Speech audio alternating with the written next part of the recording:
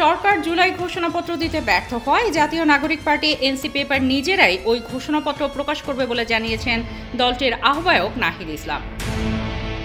রোববার সকালে ঢাকায় এনসিপি কার্যালয়ে অনুষ্ঠিত সংবাদ সম্মেলনে এই ঘোষণা দেন তিনি। গত বছরের জুলাইয়ে অনুষ্ঠিত গণ অভ্যুত্থানের 1 বছর পূর্তি উপলক্ষে মাসব্যাপী কর্মসূচি ঘোষণার সময় নাহিদ বলেন, 30 দিনের সময়সীমা পেরিয়ে গেছে, সরকার কোনো ঘোষণা দেয়নি। এখন এনসিপি জুলাই সনদ প্রকাশ করবে। তিনি জানান, 1 জুলাই শহীদ আবু সাঈদের কবর জিয়ারতের মধ্য দিয়ে জুলাই পদযাত্রা কর্মসূচির সূচনা হবে। 30 জুলাই পর্যন্ত সারা দেশে এই কর্মসূচি চলবে। শহীদ ও আহতদের পরিবারের সঙ্গে দেখা করে তাদের অভিজ্ঞতা শুনবেন দলের নেতারা। নাহিদ ইসলাম আরও বলেন, যারা আগামী দিনে ক্ষমতায় আসবেন তাদের নির্বাচনের আগেই জনগণকে জানাতে হবে বিচার প্রক্রিয়া কিভাবে হবে, কোন রোডম্যাপে হবে সেটির স্পষ্ট প্রতিশ্রুতি থাকতে হবে।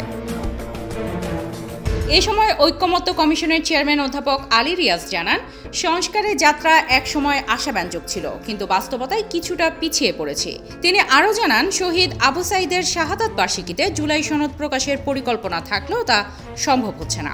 তবে জুলাই মাসেই ঘোষণাপত্র প্রকাশের প্রস্তুতি নেওয়া হচ্ছে।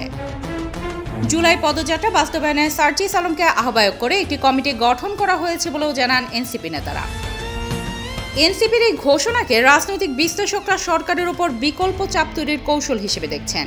তাদের মতে সরকারের ব্যর্থতা এবং বিচারহীনতার প্রতিক্রিয়ায় জুলাই সনদ হতে পারে দেশের ভবিষ্যৎ রাজনৈতিক রূপরেখার অন্যতম দিকনির্দেশক দলিল।